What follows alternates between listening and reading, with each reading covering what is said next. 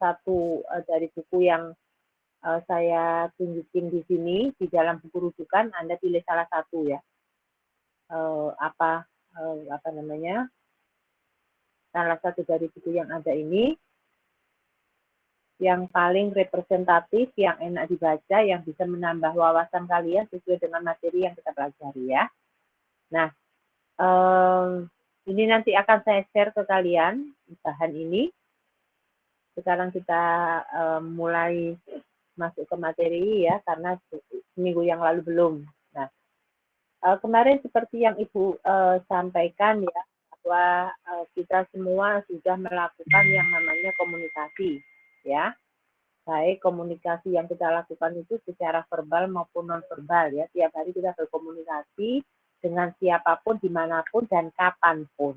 Namun demikian komunikasi yang harus kita lakukan itu yang seperti apa supaya kita bisa berkomunikasi dengan baik dengan lingkungan yang ada di sekitar kita. Namun demikian, kita belajar mata kuliah komunikasi, tapi kita kalau tidak tahu apa itu komunikasi itu kan naif sekali. Karena itu di sini, apa sebenarnya yang dimaksud dengan komunikasi? Komunikasi itu sebenarnya adalah suatu proses ya. Proses yang diperlukan untuk mencapai pikiran-pikiran yang dimaksud oleh orang lain. Jadi bagaimana kita bisa memahami apa yang disampaikan oleh orang lain, ya. Kemudian bagaimana kita bisa menerima informasi sesuai dengan apa yang diharapkan oleh orang yang menyampaikan informasi tersebut. Itulah komunikasi, ya. Nah, komunikasi juga merupakan proses kegiatan penyampaian informasi yang mengandung arti dari satu pihak kepada pihak lain dalam usaha mendapatkan saling pengertian. Jadi, kalau kita berbicara saling pengertian, ketika seseorang menyampaikan sesuatu informasi, kemudian informasi yang disampaikan tidak diterima dengan baik. Berarti itu berhasil nggak menurut kalian komunikasinya? Tidak ya, karena di sini tujuan dari komunikasi adalah menyampaikan informasi kepada pihak lain dalam usaha mendapatkan saling pengertian. Makanya ketika kita menyampaikan informasi, kemudian ternyata orang yang menerima informasi malah menerimanya beda dengan yang kita harapkan, atau bahkan menjadi konflik atau salah paham. Nah, itu berarti kita tidak berhasil dalam berkomunikasi tersebut ya.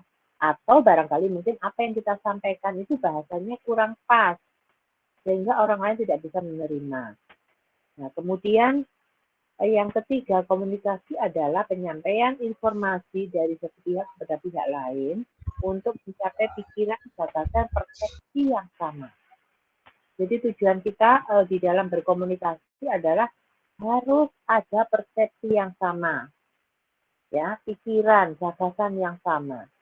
Jadi bagaimana caranya? Ya tentunya kita pakai bahasa kita dan bahasa orang lain tersebut. Kalau kita berbicara dengan anak kecil, ya harus pakai bahasanya anak kecil, jangan bahasanya yang terlalu muluk-muluk. Kalau dengan orang dewasa, ya jangan seperti kita berbicara dengan anak kecil. Nah, kurang lebih seperti itulah gambarannya ya di dalam kita berkomunikasi. Karena memang kadang-kadang hal sepele, kalau menyampaikannya kita tidak tepat, itu akan menimbulkan sesuatu yang lain atau sesuatu yang beda. Ya, itulah di dalam kita berkomunikasi. Jadi bagaimana kita menyampaikan informasi tersebut, ya. Nah, sebenarnya di dalam komunikasi itu, di situ ada sender, ada receiver, ada message. Ya, message-nya ini bisa disampaikan baik secara verbal atau non-verbal. Ya, jadi ada pengirim pesan, ada penerima pesan. Nah, pesan yang disampaikan itu bisa secara verbal maupun non-verbal. Jadi misalnya saya menyampaikan materi ini secara verbal. Tapi kemudian ketika ada sesuatu kondisi tertentu, penyampaian informasi secara non-verbal. Misalnya kita menyampaikan sesuatu dengan keadaan marah. Nah, itu mungkin bahasanya biasa, tapi ekspresi yang kita tunjukkan itu menunjukkan bahwa kita marah atau menunjukkan sebaliknya kita lagi senang dan sebagainya. Nah, itu adalah pesan yang disampaikan, ya. Kalau verbal secara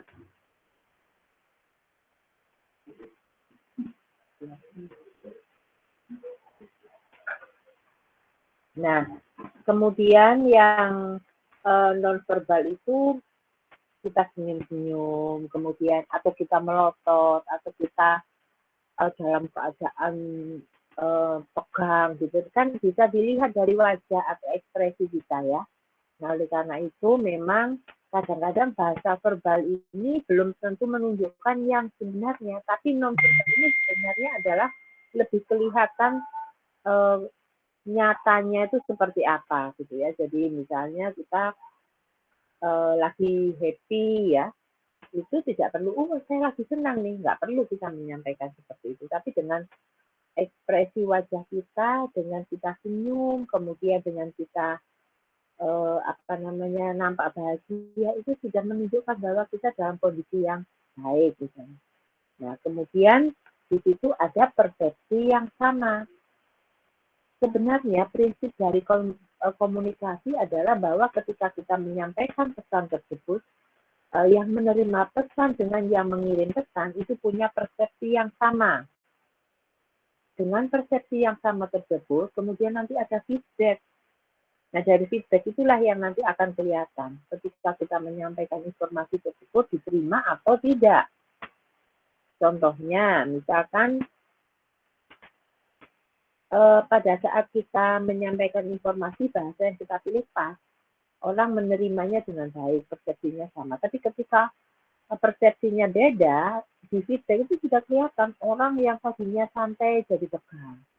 Orang yang tadinya happy jadi tidak happy lagi. Atau mungkin sebaliknya, yang tadinya orang tegang karena komunikasi kita baik, kemudian akhirnya di feedback itu kelihatan bahwa orang yang menerima pesan akhirnya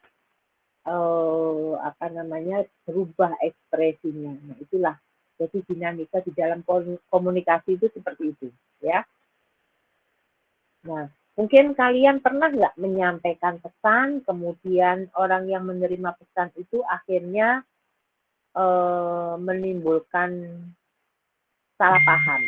Anda pernah salah paham dengan orang lain? Pernah, Ibu. Yang hadir di Pernah, Ibu. Ada yang nggak pernah? Ada nggak yang nggak pernah? Ada nggak yang nggak pernah nggak salah paham gitu? Walaupun mungkin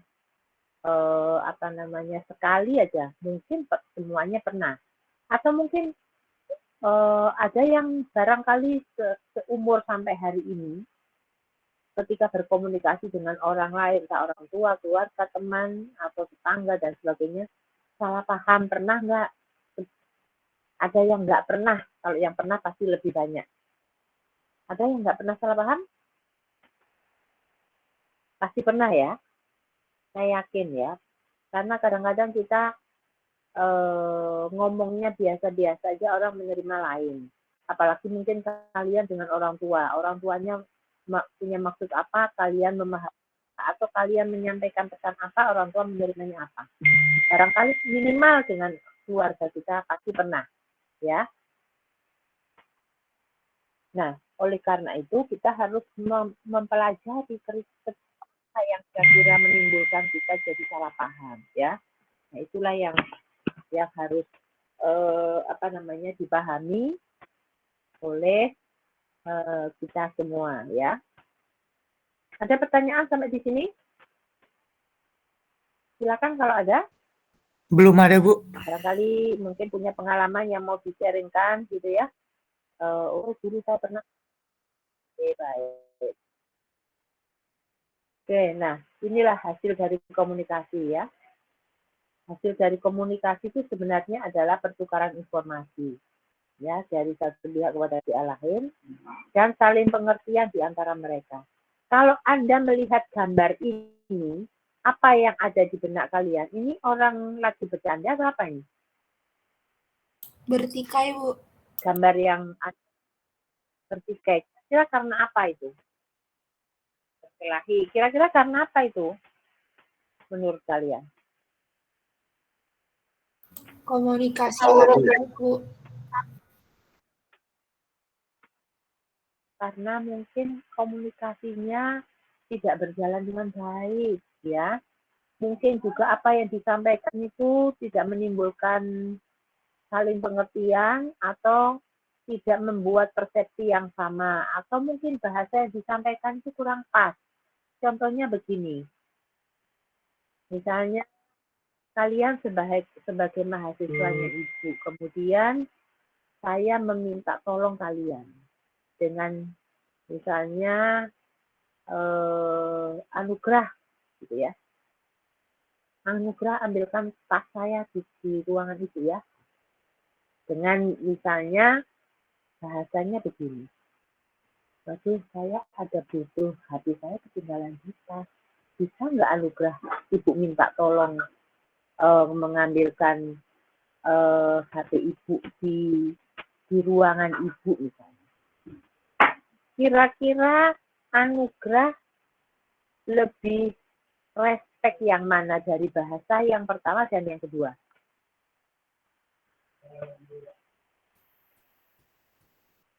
Halo?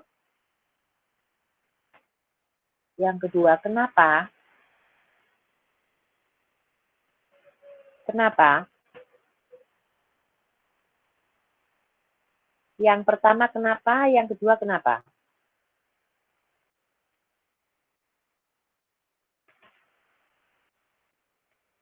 Kenapa? Karena penyampaian yang kedua Lebih apa? lebih halus, Bu. Ketimbang yang pertama itu lebih seperti perintah. Tapi untuk yang kedua tuh Lebih seperti halus. Ya. Iya. Iya, jadi kita itu, walaupun Anda mahasiswanya ibu, saya orang tua, pasti Anda akan mau ibu menyuruh kalian apapun. Ya, karena pertama sebagai kalian lebih muda, kedua sebagai mahasiswa. Nanti kalau saya nggak ngerjain yang diminta ibu, nanti nilai saya jelek nih, gitu ya. Atau khawatir gitu. Apa namanya? Kalau misalnya saya nggak mengerjakan apa yang diminta itu. Tapi di sini ya sebagai makhluk sosial kita tuh harus saling menghargai dengan siapapun, orang tua, anak-anak, yang kaya, yang miskin itu kita harus memperlakukan sama. Jadi kalau minta dibantu itu harus ada kata tolong, senyum. Nah, itu adalah sesuatu hal yang sebenarnya bisa dilakukan oleh siapapun, tapi tidak semua orang mau melakukan hal itu. Karena memang pada dasarnya manusia itu punya ego yang tinggi. Kadang-kadang ketemu temen senyum gitu ya, kita senyum. Orang nggak senyum, saya senyum nggak senyum. Kayaknya kita sudah merasa rugi gitu ya. Jadi sebetulnya ego manusia itulah yang membuat kita itu rusak. Gitu. Sebetulnya nggak rugi kita senyum dengan orang. Kemudian kita minta tolong orang, tolong dong ambilin ini, saya boleh nggak minta tolong? Nah kan lebih enak daripada ambilkan tas saya. Nah itu rasanya kok kayak sama orang sama asisten rumah tangga pun aja harusnya itu kita juga bisa menghargai. Karena mereka membantu kita gitu ya, bukan berarti karena kita bayar, kita suruh seenak-enak kita, enggak seperti itu. Itu yang Anda harus camkan. Siapapun kalian semua di rumah, di keluarga, kondisinya bagaimanapun, kita tetap kita sama, ya. Ketika kita menghargai orang lain, sama halnya kita menghargai diri kita sendiri. Ketika kita tidak menghargai orang lain, sama halnya kita tidak menghargai diri kita sendiri. Dan itu pun nanti yang akan kita dapatkan dari orang lain. Ya, itu tolong dicamkan baik-baik ya. Karena memang kita di sini mata kuliahnya adalah komunikasi, ya. Nah, kemudian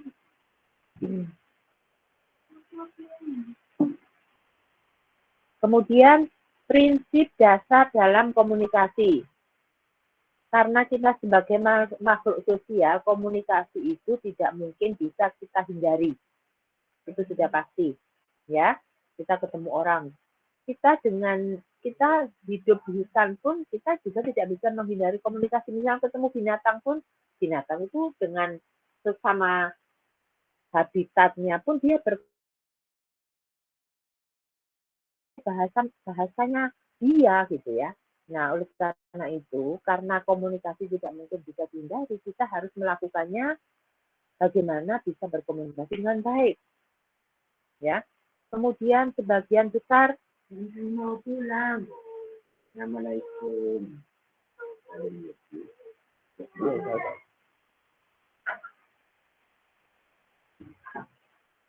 Nah, sebagian besar komunikasi adalah nonverbal. Benar nggak? Kalian tidak ya dari bangun tidur sampai tidur lagi, itu komunikasi yang Anda lakukan itu lebih banyak atau nonverbal. Coba Anda rasakan ya, Anda pikirkan kalian di rumah, di luar atau dimanapun itu selama 24 jam ya, tapi nggak mungkin 24 jam karena mesti tidur juga ya. Dari Anda bangun sampai tidur lagi, itu kira-kira komunikasi yang kalian lakukan itu lebih banyak verbal atau non-verbal?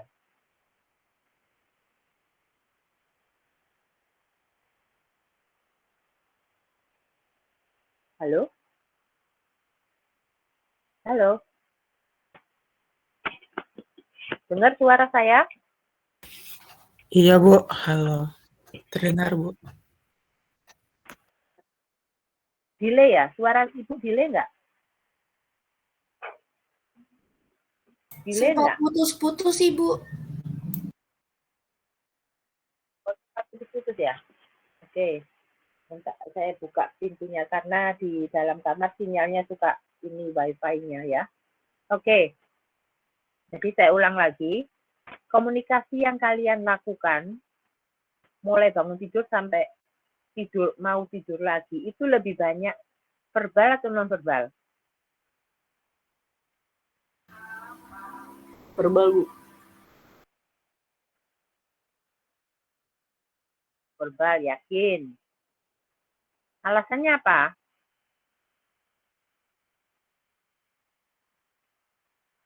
Non-verbal, Bu. Alasannya apa? Non verbal ya. Karena kadang-kadang kita males gitu itu kan nggak bilang ah saya lagi males gitu kan, kadang-kadang dengan jalan diseret-seret nggak atau apapun kan itu non verbal. Sebenarnya orang di sekitar udah bisa melihat oh orang ini lagi nggak mood nih gitu ya.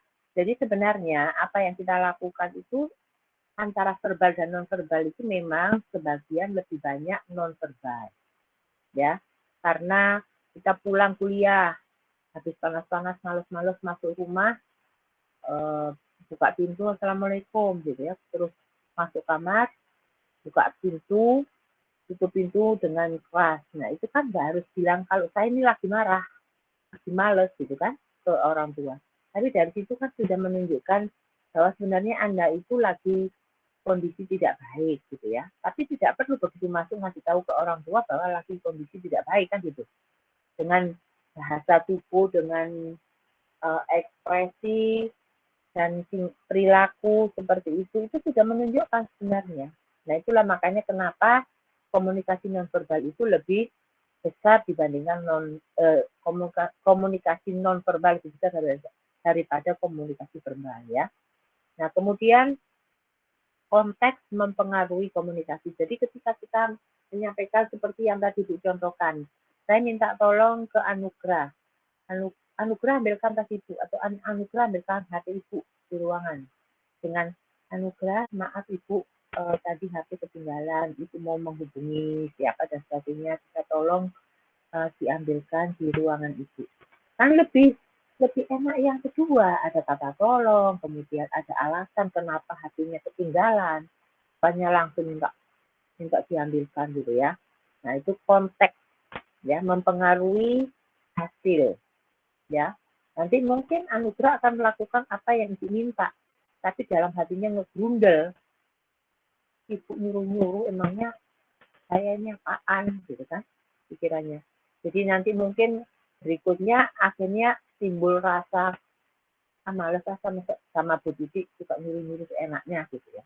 Jadi barangkali kurang lebih seperti itulah ya. Karena pada dasarnya kita itu siapapun itu pasti ingin dihargai. Itu yang kita harus camkan. Ya, siapapun pasti ingin dihargai. Nggak ada manusia di dunia ini yang tidak ingin dihargai. Seperti yang cukup kemarin bilang. Kalau Anda lihat orang senyum, senang. Makanya kalian senyum. Gitu kan? Kalian senang nggak disapa orang? Senang. Kalau senang ya kalian harus menyapa kalau ketemu orang. Maksudnya paling tidak orang yang kita kenal gitu ya. Nah itulah contoh sederhananya. Kemudian arti pesan terdapat pada orang-orang bukan kata-kata ya. Jadi kadang-kadang kata-kata yang sama karena disampaikan oleh orang yang berbeda itu hasilnya akan berbeda. Misalnya, ketika ibu menyampaikan kepada kalian sesuatu informasi, kalian pasti akan lebih percaya dibandingkan dengan sesama teman kalian menyampaikan informasi yang sama. Kenapa? Mungkin karena itu orang tua. Pertama. Yang kedua itu karena dosen kalian. Yang ketiga apalagi itu PA kalian. Jadi akan lebih, wah bener ini kata begitu. Mungkin kalau dikasih tahu temannya ini ya, pasti jawabannya kadang-kadang ada kata-kata seperti itu. Nah jadi sebenarnya mungkin lebih, bukan mungkin ya, akan memang lebih, pesan itu ketika diterima itu tergantung siapa yang menyampaikan itu akan lebih meyakinkan kita gitu ya. Kemudian komunikasi tidak dapat diubah. Artinya bahwa ketika kita sudah menyampaikan sesuatu pesan, itu sudah tidak bisa dirubah. Karena kita sudah sampaikan. Tapi kalau ketika pesan itu menimbulkan salah paham mungkin ya, atau menimbulkan hal-hal yang tidak baik gitu ya, mungkin dirubah tidak bisa, tapi paling tidak ada excuse gitu ya, ada permintaan maaf atau ada sesuatu yang disampaikan, oh maaf ya tadi ternyata seperti ini padahal maksud saya ini misalnya ya, tapi itu sudah sampai gitu ya, sesuatu yang sudah terjadi itu tidak bisa ditarik lagi tapi bisa diperbaiki ya. Sesuatu yang diperbaiki itu belum tentu bisa lebih baik daripada yang sebelum diperbaiki ya. Itu yang perlu kalian garis bawahi ya. Kemudian gangguan mempengaruhi komunikasi. Ketika kita berkomunikasi dengan orang lain, pada saat kondisi itu tidak baik, misalnya kondisi fisik, kondisi pikiran, atau kondisi dalam diri kita, itu kondisinya tidak baik atau lagi terganggu, itu akan mempengaruhi komunikasi. Itu sudah pasti ya, karena kondisi kita lagi dalam kondisi yang terganggu. Sehingga hasilnya pun, ya contohnya misalnya mesin yang memproduksi barang. Karena gangguan mungkin hasilnya tidak maksimal. Nggak maksimalnya mungkin waktunya lebih panjang, atau mungkin hasilnya jadi kurang bagus, dan sebagainya. Begitupun dalam komunikasi sama sebenarnya ya. Cuma bedanya kalau komunikasi itu tidak pakai mesin, tapi pakai bahasa tubuh, bahasa lisan, dan bahasa verbal dan non-verbal tadi ya. Kemudian komunikasi memiliki efek. Kira-kira apa maksud dari statement ini? Kenapa komunikasi ini memiliki efek?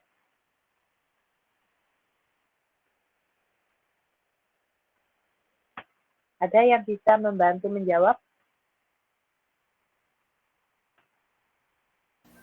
Saya mau coba jawab, Bu. Oke, silakan. Kenapa komunikasi memiliki efek? Karena komunikasi itu kan menyampaikan informasi, Bu. Jadi bagaimana menerima informasi itu tuh memiliki efek gitu Bu, terhadap penyampaiannya gitu. Terhadap pesan tadi ya. Oke. Iya Bu. Nah, benar sekali ya. Jadi ketika kita menyampaikan komunikasi dengan bahasa yang sudah kita sampaikan, itu kira-kira feedback-nya apa? Dari feedback itulah yang akan kelihatan efeknya seperti apa. Yang tadinya senang jadi nggak senang, yang tadinya sedih jadi senang, dan sebagainya. Ya, itu karena efek dari komunikasi tadi, dari apa yang sudah kita sampaikan. Ya, jadi bisa berbalik ya, misalnya yang senang jadi nggak senang, yang nggak senang jadi senang, dan sebagainya. Itu adalah bagian dari efek sebuah komunikasi. Benar sekali yang tadi kamu sampaikan ya, bahwa memang sebenarnya keterampilan seseorang dalam komunikasi itu bisa sangat menguntungkan bagi orang tersebut. Kenapa? Karena ketika orang yang pandai berbicara bisa mempengaruhi orang, itu pasti akan memberikan sesuatu yang positif dalam hal yang baik loh ya. Jangan mempengaruhi dalam hal yang tidak baik. Itu yang harus garis bawahi ya. Jadi nah, pertanyaannya sekarang, nah bagaimana Bu kalau orang yang tidak pandai dalam berkomunikasi? Oleh karena itu kita di sini belajar tentang komunikasi itu ya. Ada banyak buku referensi. Paling tidak kita itu di dalam hidup itu tanggalkan ego yang besar itu untuk kita perkecil. Karena pada dasarnya manusia semuanya pasti egois. Cuman ada yang kadarnya besar, ada yang kadarnya kecil. Nah, yang besar inilah bagaimana caranya supaya diperkecil dan supaya tidak mendominasi hidup kita. Itu ya.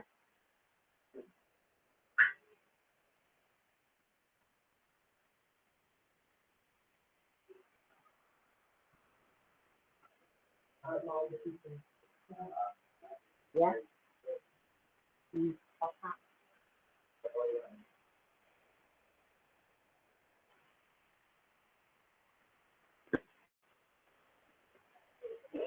Sampai di sini silakan kalau ada yang mau ditanya.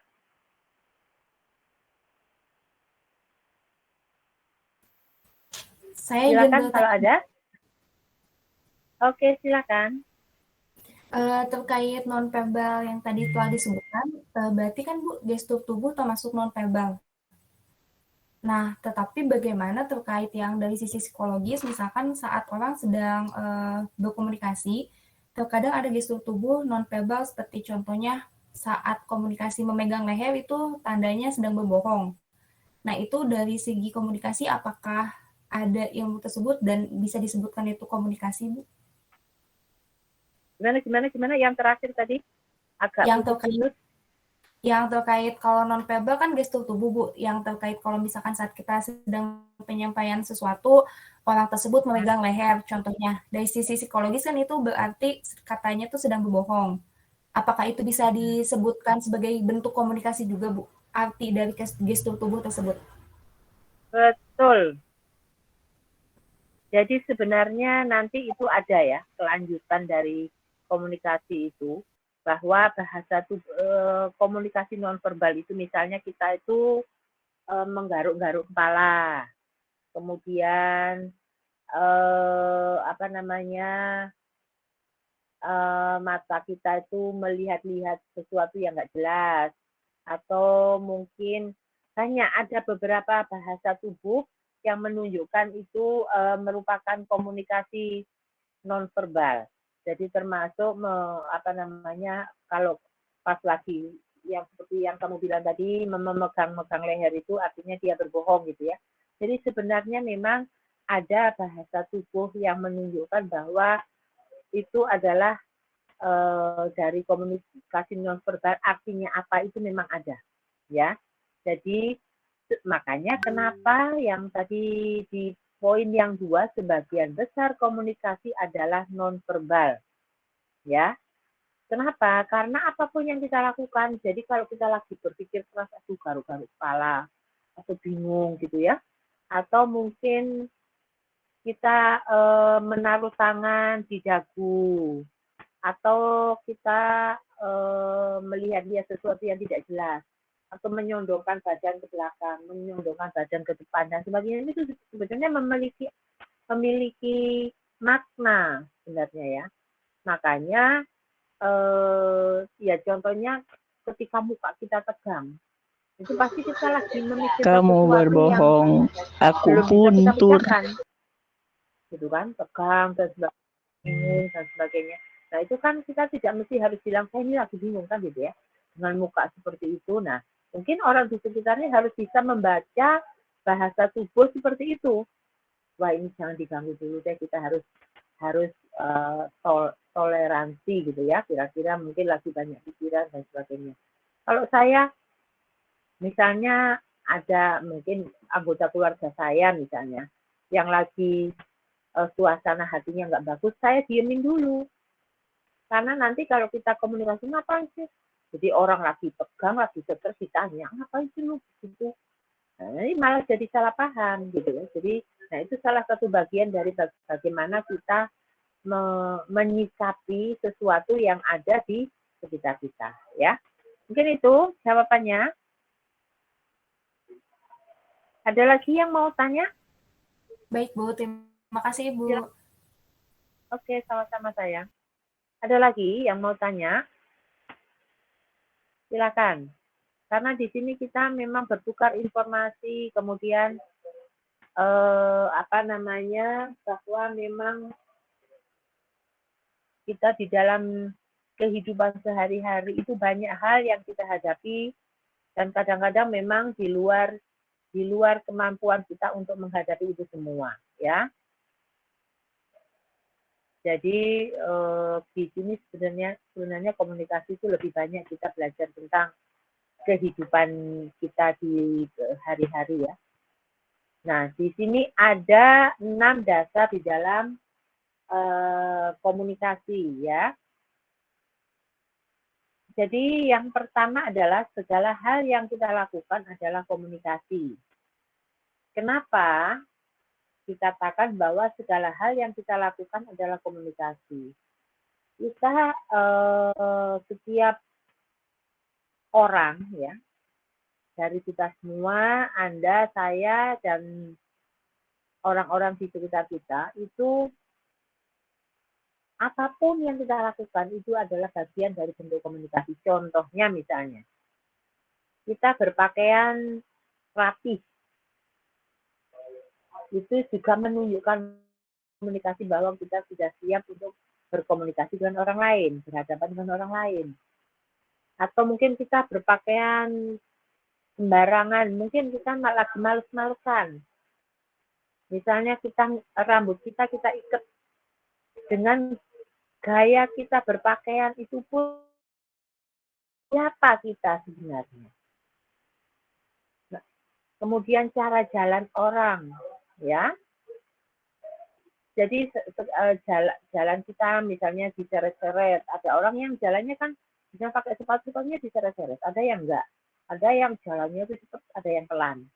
Nah itu pun bagian dari komunikasi, itu sebenarnya sudah menunjukkan identitas mereka sendiri, gitu ya. Makanya segala yang kita lakukan adalah komunikasi. Ketika Anda mendengarkan kuliah Ibu hari ini, Anda duduknya nyandar, Anda duduknya tegak, atau Anda malas-malesan, nah itu juga bagian dari komunikasi karena kita di sini adalah belajar secara online, sehingga saya tidak bisa melihat ekspresi kalian ketika mendengarkan Ibu memberikan kuliah.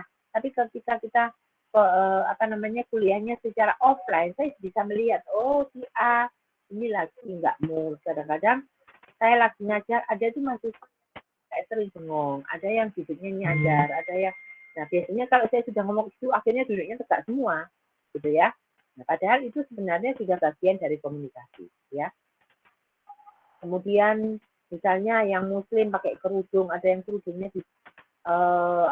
besar, ada yang kecil, ada yang diikat, ada yang nggak diikat dan sebagainya, itu juga komunikasi, ya. Nah kemudian yang kedua adalah cara pesan disampaikan selalu mempengaruhi bagaimana pesan tersebut diterima. Ya, jadi pada saat kita menyampaikan pesan itu mungkin dengan bahasa yang keras, dengan bahasa yang lembut itu akan mempengaruhi bagaimana pesan tersebut diterima, ya.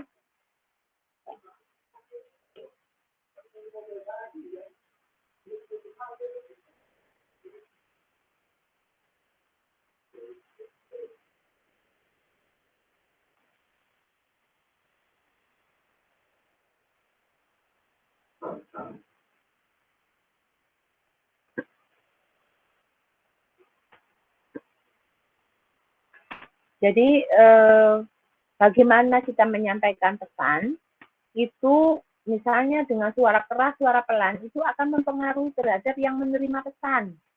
Ya, kita tidak bisa pungkiri itu. Ya, misalnya bahasanya keras, kita menyampaikan pesan tersebut kepada orang lain dengan cara lemah lembut, pasti orang yang menerima pesan tersebut menerima pesannya juga akan berbeda gitu ya. Nah, kemudian yang ketiga, komunikasi yang sebenarnya adalah pesan yang diterima, bukan yang diharapkan untuk diterima. Jadi artinya begini, pada saat kita menyampaikan pesan, yang dipahami oleh penerima pesan itu ya, itu yang sebenarnya komunikasi. Kadang-kadang memang tidak sesuai dengan apa yang kita harapkan. Ya, jadi misalkan kita berharap nanti saya akan menyampaikan ini supaya nanti si A begini. Saya akan ngomong ini supaya nanti si B begitu misalnya. Itu harapan kita. Padahal ketika kita menyampaikan pesan tersebut ternyata hasilnya tidak seperti yang kita harapkan. Ya, itulah sebenarnya komunikasi. Ya. Jadi misalnya kadang-kadang saya yakin kalian pasti pernah melakukan apa yang Ibu sampaikan tadi.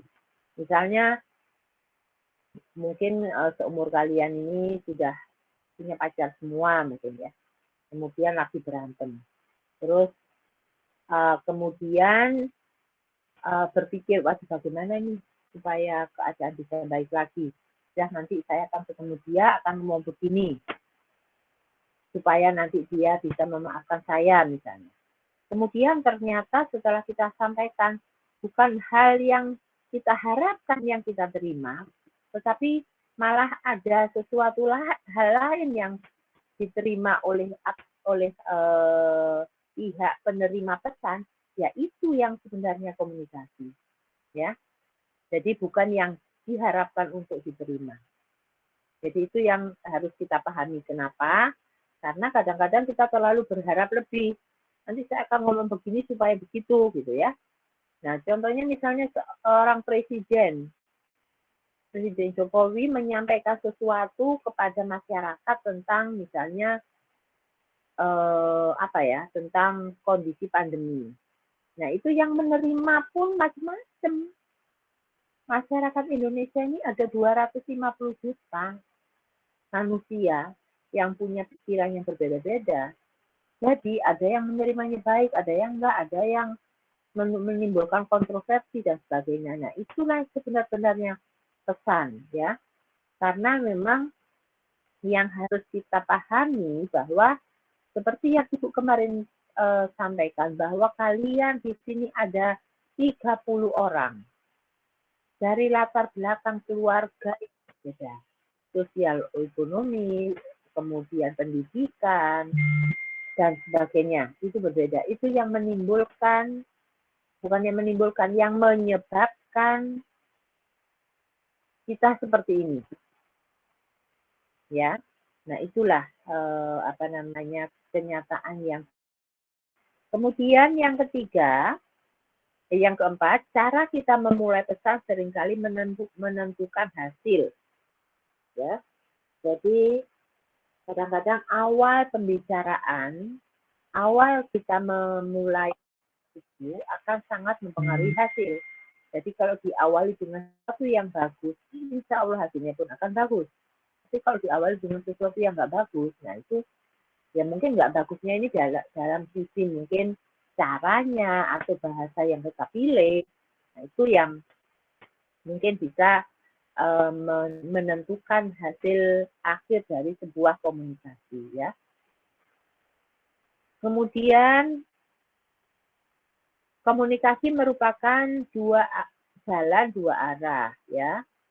Kita harus memberi, tak hanya menerima. Jadi misalnya kita berkomunikasi dengan orang lain, jangan kita memonopoli, menguasai pembicara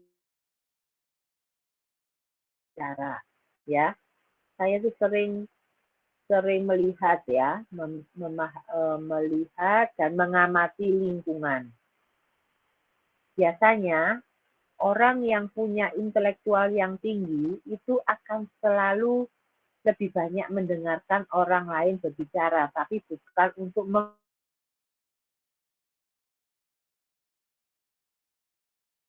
orang yang menguasai pembicaraan belum tentu orang itu yang lebih hebat. Itu yang Anda harus pahami. Bukan berarti dia itu pemenangnya. Itu malah sesuatu yang indikator yang tidak bagus.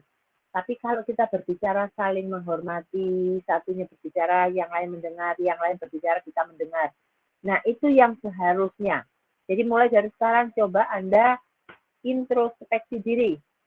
Kalau Anda berbicara dengan teman, apa Anda termasuk tipikal yang menguasai pembicaraan? Kalau itu memang terjadi, mulai dari sekarang itu harus dikurangi. Karena tidak baik dan tidak itu efeknya tidak bagus terhadap pergaulan kita di dalam lingkungan kita. Ya. Jadi saya tuh kadang-kadang seringkali itu kelemahan saya. Saya menyadari sekali. Jadi kalau saya berbicara dengan orang bukan saya menguasai enggak, tapi kadang-kadang saya kalau berbicara tiba-tiba ingat sesuatu, apa yang saya bicarakan itu lompat. Itu istilahnya apa ya? Istilah kedokterannya itu distract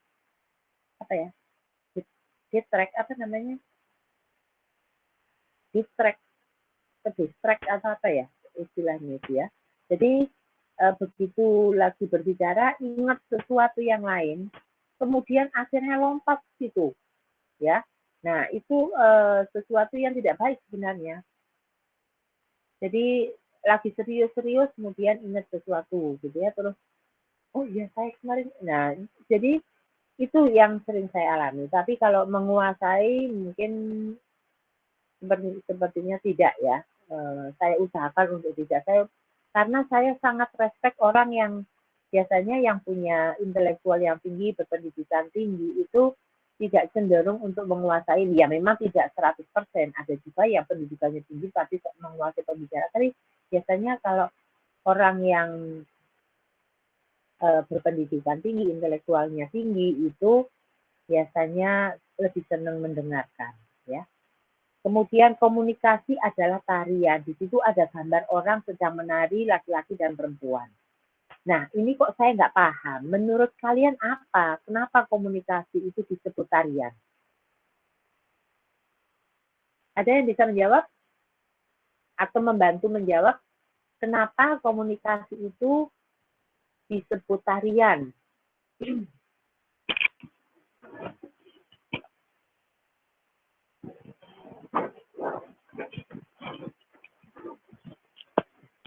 Halo, dengar suara saya? Dengar, Ibu. Dengar, Bu.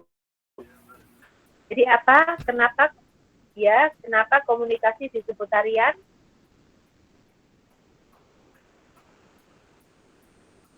Sedang berpikir, Ibu. Maaf. Ya, saya tunggu bagaimana hasil berpikir kalian. Kenapa komunikasi? Saya mau coba jawab. Oke, silakan. Kenapa komunikasi disebut tarian? Tarian sendiri itu kan media komunikasi, Bu, melalui bahasa tubuh atau bahasa tubuh. Artinya dia kan bergerak tarian itu. Jadi komunikasi itu juga disebut tarian karena komunikasi itu kan media untuk menyampaikan suatu informasi melalui seni gitu, Bu. Jadi komunikasi itu juga disebut seni. Kira-kira menjawab. Betul sekali. Ya, betul ya. Jadi tarian itu kan kita melihatnya itu kan lenggak-lenggoknya, keluasannya, betul nggak? Kalau kita itu tariknya luwes, lemah lembut, bagus, itu kan menarik. Begitupun dengan komunikasi. Nah, komunikasi yang bagus itu yang luwes, yang bisa melihat situasi dan kondisi, bisa memahami orang lain, tidak kaku. Nah, jadi benar sekali jawabannya, terima kasih ya. Jadi memang kita itu di dalam komunikasi itu harus luwes seperti halnya orang menari. Jadi kita harus tahu memposisikan diri, kita harus bisa menempatkan diri dengan siapa dan harus bagaimana. Ya, kalau dengan orang tua kita harus sopan, bukan berarti kalau dengan yang muda nggak sopan, tapi paling tidak kita itu harus menghargai orang yang lebih tua, ya, tidak seenaknya. Contohnya kalau saya sering melihat ya, kalau di apa namanya di Jawa itu kan ada beberapa keraton ya, kerajaan, ada di Jogja, ada di Solo, bahkan dulu itu ada kerajaan Pajajaran di Cirebon juga.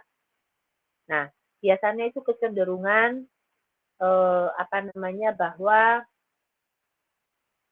orang yang dekat dengan kerajaan itu bahasanya pasti lemah lembut. Ada kasta-kasta, kemudian ada yang namanya abdi dalem, ada raja-raja, ada sinuwun gitu ya. Jadi menghormati rajanya, kemudian menghormati yang tua. Ada aturan yang sangat ketat untuk diterapkan di dalam lingkungan tersebut. Nah, sedangkan kalau di luar Jawa itu kerajaan itu dulu ada kerajaan Sriwijaya, ya. Nah, kenapa? Karena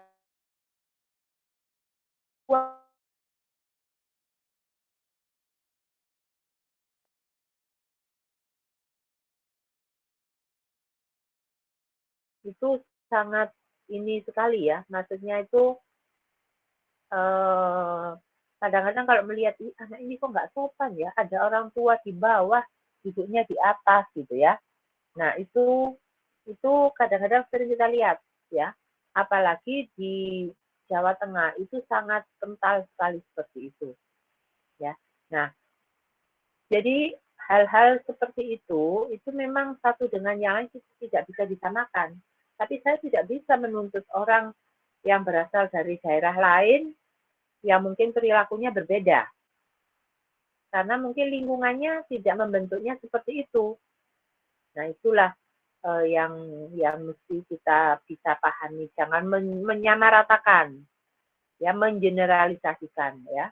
Jadi kita harus luas, ya, harus fleksibel. Sampai di sini ada pertanyaan, silakan kalau ada yang mau ditanya ya. Silakan. Barangkali mungkin punya pengalaman tertentu yang mungkin bisa di-sharingkan di sini, atau mungkin ada sesuatu yang pernah dialami yang mau ditanyakan, silakan. Karena memang sehari-hari kita pasti selalu akan berkomunikasi dengan orang lain, keluarga, tetangga, dan sebagainya. Ya. Kadang-kadang kita ke toko atau ke misalnya ke supermarket. Itu aja kita sudah punya pengalaman. Ini orangnya, pelayannya kok nggak ramah ya? Ini orangnya kok nggak sopan. Ini kok orang cuek banget. Nah, itu juga sering kita hadapi di dalam kehidupan kita sehari-hari. Contohnya misalnya, karena ini menjadi pengalaman aja ya, sharing aja ini. Jadi kalau orang di Cina ya, di negara Cina sana, itu orangnya cenderung orangnya itu memang nggak ramah ya, nggak ramah, seenaknya gitu ya, dan jorok. Begitu kalau ke Jepang, itu orangnya sangat sopan-sopan. Mungkin barangkali di antara kalian ada yang pernah berkunjung ke negara tersebut ya, kedua negara atau mungkin salah satu gitu ya. Kalau di Jepang itu orangnya sangat sopan. Bahkan kita masuk ke toko, itu di situ itu pelayannya langsung menyambut dengan senyuman dan menundukkan badan. Makanya kenapa orang Jepang tuh kalau ketemu orang tuh sering menundukkan badan. Karena memang di sana juga seperti itu. Kemudian lalu lintas juga tertib dan sebagainya. Nah, itu hal-hal seperti itu merupakan budaya ya, merupakan budaya yang sudah menjadi bagian dari hidup mereka gitu ya. Dan tentunya hal itu antara satu negara dengan negara yang lain itu memang berbeda culture gitu ya. Nah, itu biasanya akan membawa bangsanya, masyarakatnya atau rakyatnya itu terbawa dengan kebiasaan-kebiasaan seperti itu. Termasuk di Indonesia ini, itulah yang makanya kita perlu berkomunikasi dengan baik dan kita perlu bisa toleransi tinggi. Negara kita ini terdiri dari banyak pulau, banyak suku, banyak suku bangsa, kemudian bahasa, budaya, dari Sabang sampai Merauke itu berbeda. Kalau misalnya makanan di Aceh, di sesama Sumatera, itu pun makanannya macam-macam. Belum ke Jawa, belum ke Bali, belum Kalimantan, Sulawesi, Irian. Itu makanannya semuanya berbeda. Ini pengalaman teman saya karena saya belum pernah ke negara tersebut. Teman saya itu selama 2 minggu itu di satu negara di Turki ya. Jadi mulai Turki Barat sampai Turki Timur, Utara, Selatan, itu makanannya sama. Jadi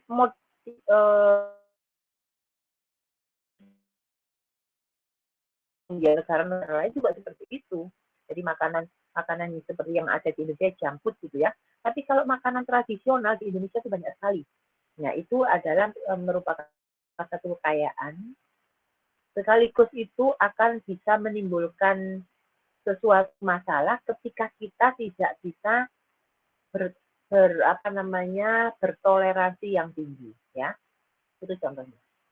Oke, ada yang tanya? Kalau nggak ada saya lanjutkan. Nah,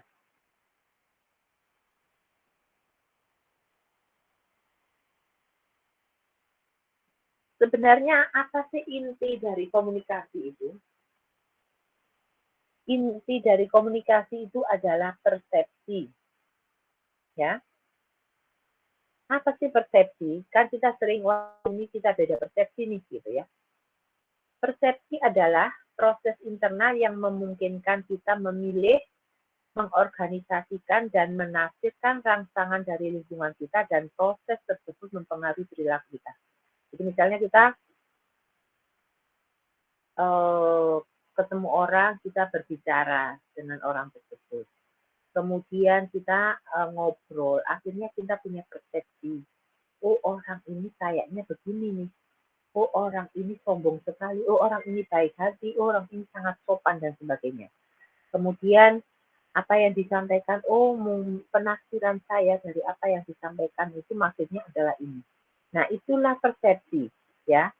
Jadi kita memilih, mengorganisasikan dan menafsirkan rangsangan tersebut. Jadi artinya menafsirkan apa yang dibicarakan, apa yang disampaikan, dan bagaimana ekspresinya. Itulah yang akhirnya nanti akan mempengaruhi perilaku kita terhadap orang tersebut, gitu ya. Nah, di dalam persepsi ini ada istilah yang namanya persepsi sosial, ya. Nah, persepsi sosial itu apa? Persepsi sosial itu proses menangkap arti objek-objek sosial dan kejadian-kejadian yang kita alami dalam lingkungan kita, ya. Karena di sini ada 2 alasan, manusia bersifat emosional sehingga penilaian terhadap mereka mengandung risiko. Setiap orang memiliki gambaran yang berbeda mengenai realitas di sekelilingnya. Nah, jadi begini, maksud dari statement tersebut adalah, jadi ketika kita melihat satu kejadian di lingkungan kita, ya, Jadi misalnya kejadian, contoh kemarin itu saya baru membaca di internet ada kejadian di daerah Pangandaran ya. Itu ada kecelakaan di mana kecelakaan tersebut terjadi karena ada konvoi iring-iringan mobil. Kemudian ada anak kecil 2 kembar yang mau menyeberang jalan, akhirnya ketabrak mobil tersebut. Meninggallah di tempat tersebut, meninggal seketika ya 2 orang itu karena mobilnya dalam kecepatan tinggi, dan Anda tahu sendiri mobil itu secara fisik aja dia besar, apalagi dalam kecepatan tinggi. Nah, anak tersebut dua-duanya langsung meninggal di tempat. Nah, kemudian persepsi yang ada di lingkungan itu adalah bahwa orang di lingkungan itu akhirnya berpikir bahwa orang-orang ini, ya, orang-orang yang konvoi tersebut kayak merasa jalan itu miliknya. Dia tidak ada empati terhadap orang lain. Kemudian mereka seenaknya jalan tanpa memindahkan lingkungan. Sehingga itu anak belum nyebrang, masih mau nyebrang, akhirnya mereka tabrak. Mungkin kalau tidak dalam kecepatan tinggi tidak akan meninggal seketika. Jadi di situ ada banyak argumen, banyak orang-orang itu yang punya persepsi bahwa moge ini sewenang-wenang, moge ini kayak yang punya jalan, sombong sekali dan sebagainya. Jadi artinya setiap apa yang terjadi di sekeliling kita itu setiap orang punya pemikiran yang berbeda. Nah, kemudian pimpinan dari moge itu, klub tersebut menyampaikan bahwa kita tidak tahu mana salah, mana yang benar. Kita sama-sama salah gitu ya. Jadi artinya apa ya? Mungkin mereka melakukan pembelaan untuk komunitasnya mereka, tapi dia tidak tahu kondisi. Barangkali karena kondisinya cepat, ngebut, sehingga tidak mengindahkan lagi, mungkin di situ tempat penyeberangan anak-anak atau penyeberang ada tanda penyeberangan zebra cross dan sebagainya gitu ya. Jadi artinya kita melihat satu fenomena itu tergantung dari diri kita masing-masing, berada di posisi mana kita ya. Itulah yang mempengaruhi kita di dalam persepsi sosial. Mungkin ada yang mau ditanya, silakan kalau ada. Silakan.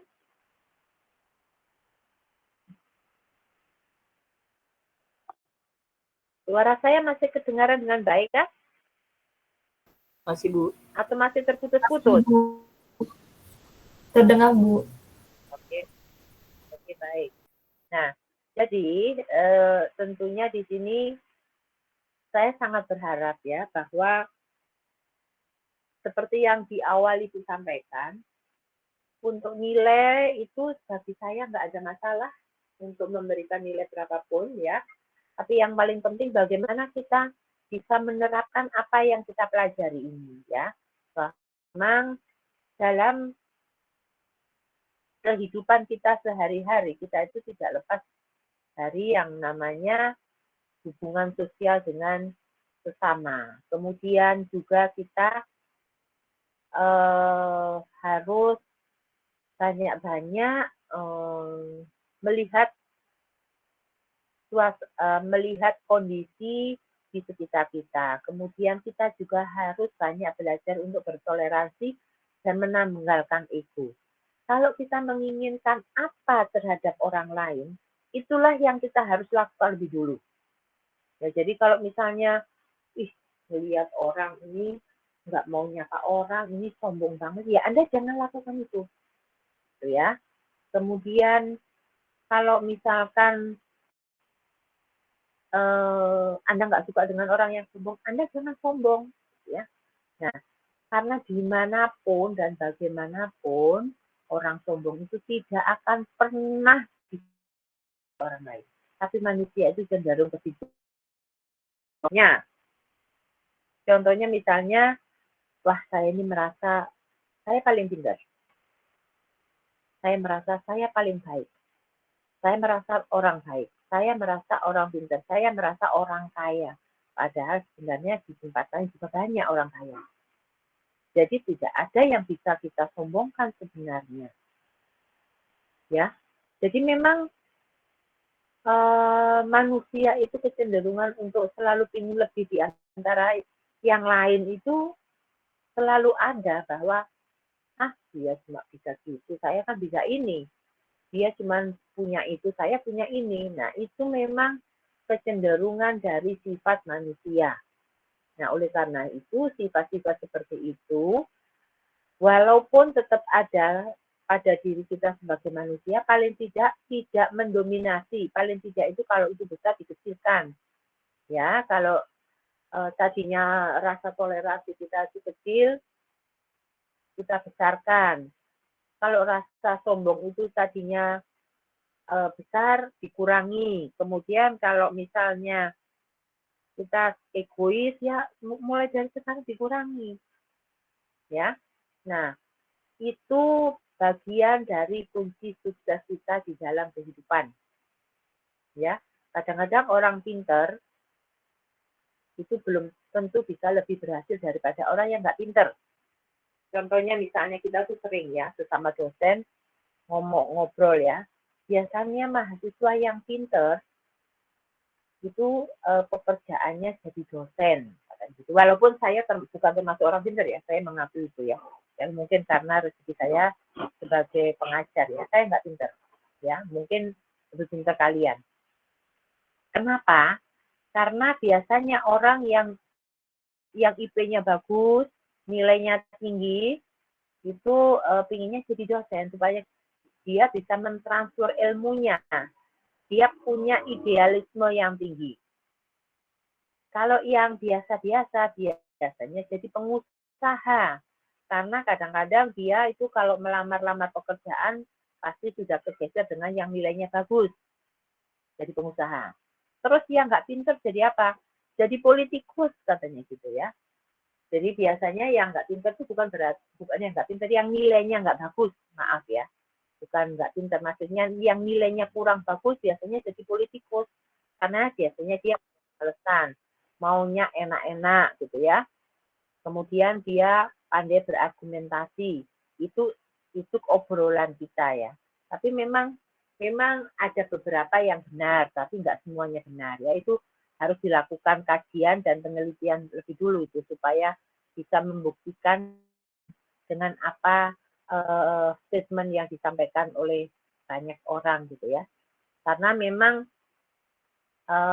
beberapa tahun yang lalu itu ada mantan mahasiswa PNJ ya. Mantan, kenapa mantan? Karena dia nggak sampai lulus. Kenapa nggak lulus? Karena dia di DO. Nah setelah di DO, dia sudah berkiprah entah di mana-mana gitu, akhirnya dia jadi anggota DPR. Ya, jadi anggota DPR. Kemudian dia waktu itu jadi orang tangan kanannya mantan gubernur DKI, yaitu BTP. BTP kan? Mantan gubernur DKI BTP, tahu siapa? Anda orang Jakarta bukan? Halo? Halo? Iya, Bu. Siapa BTP itu? Pak Ahok ya, Bu. Betul sekali. Ya, dia jadi tangan kanannya Basuki Cahayapurnama. Kemudian dia menjanjikan mau membantu kita PNJ untuk bisa mendapatkan bantuan dari DKI untuk pembangunan gedung. Kita sudah bikin proposal, kemudian kita datang ke Pemkot DKI, sampai hari ini tidak jelas kelanjutannya ya. Jadi ya begitulah mungkin ya, para politikus itu mungkin selalu punya banyak janji kepada masyarakat dan rakyat, apalagi untuk pengen dipilih gitu ya. Jadi janjinya setinggi langit, tapi tidak satupun yang ditepati ya. Jadi mungkin itu sebuah cerita aja ya, tapi dan mohon maaf mungkin barangkali ada yang orang tuanya barangkali anggota DPR, tapi barangkali mungkin tidak semuanya ya, tidak semuanya seperti itu, tapi mungkin masih ada yang baik gitulah ya. Jadi mungkin mohon maaf Ibu kalau misalnya ada dari keluarga seorang tua kalian atau keluarga-keluarga yang jadi anggota dewan. Itu contoh ya. Jadi artinya memang kadang-kadang situasi seperti itu memang tidak bisa dihindari ya. Jadi contohnya memang ada kakak kelas kalian yang mantan mapres ya, mantan mapres nilainya selalu tinggi. Memang dia sekarang lagi melanjutkan S2 di ITB, dia sudah bilang, Bu, saya mau jadi dosen, gitu ya. Jadi memang kalau dosen itu orang yang idealismenya tinggi. Kalau yang tidak punya idealisme yang tinggi jadi dosen, nanti jadi dosennya nggak maksimal juga, gitu ya. Karena biasanya mereka itu tidak mudah untuk bisa menerima ide-ide yang nggak masuk akal gitu ya. Dosen itu kan punya idealisme biasa, ya. Paling tidak itu punya prinsip lah ya, punya prinsip. Walaupun mungkin nggak semua, ada juga dosen yang nggak seperti itu ya. Silakan kalau ada yang mau ditanya. Kalau ada silakan. Kalau nggak ada saya stop sharing dulu.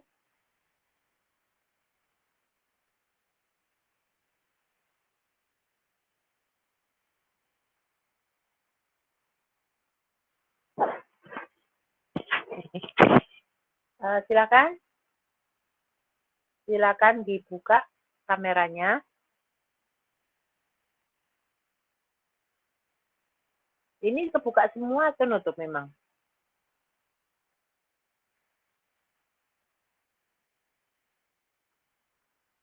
Halo, halo? Kebuka, Ibu. Kebuka, Ibu.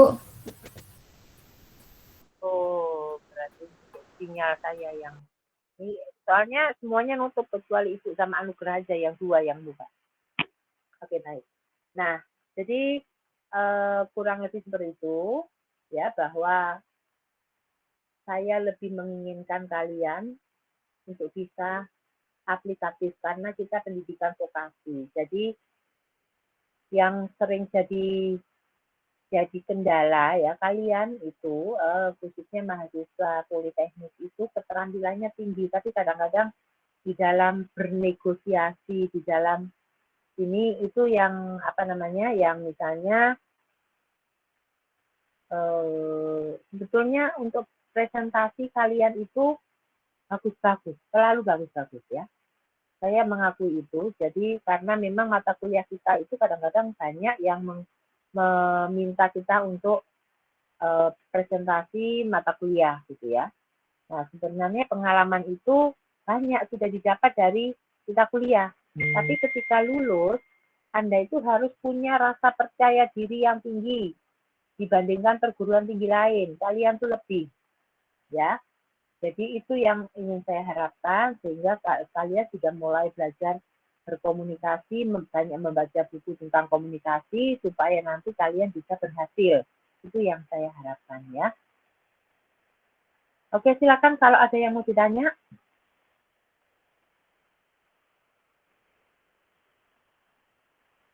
Silakan. Satu kelas berapa Ilham? Siapa? Ketua kelas Ilham ya? Siapa? Anugerah berapa sekelas kita? Sekelas ada 28 orang, Bu. Oh, berarti kalau ini masuk semua ya. Oke, kalian sudah absen tadi? Sudah, Bu. Oke. Sudah, Bu. Udah, Ibu. Kalau masih ada yang mau tanya silakan. Ya.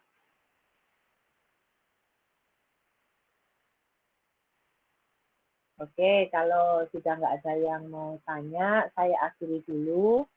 Masih ada waktu 10 menit sebenarnya, tapi nggak apa-apa. Karena itu sebentar lagi mau seperti yang nanti. Bentar ya, bentar ada tulisan.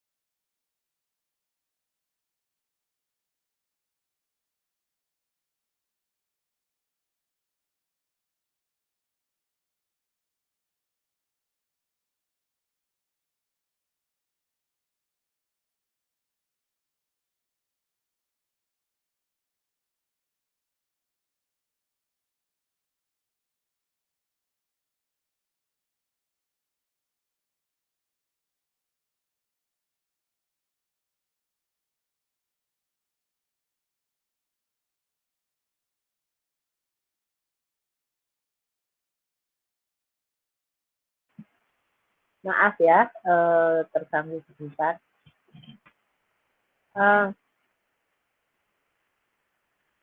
Pertemuan kita akhiri dulu hari ini. Sampai ketemu lagi hari Rabu. Terima kasih untuk kehadiran kalian semua. Jangan lupa selalu jaga kesehatan ya. Oke, saya akhiri. Assalamualaikum warahmatullahi wabarakatuh. Waalaikumsalam. Waalaikumsalam warahmatullahi Waalaikumsalam warahmatullahi wabarakatuh. Terima kasih, Ibu. Oke. Ibu Liv ya.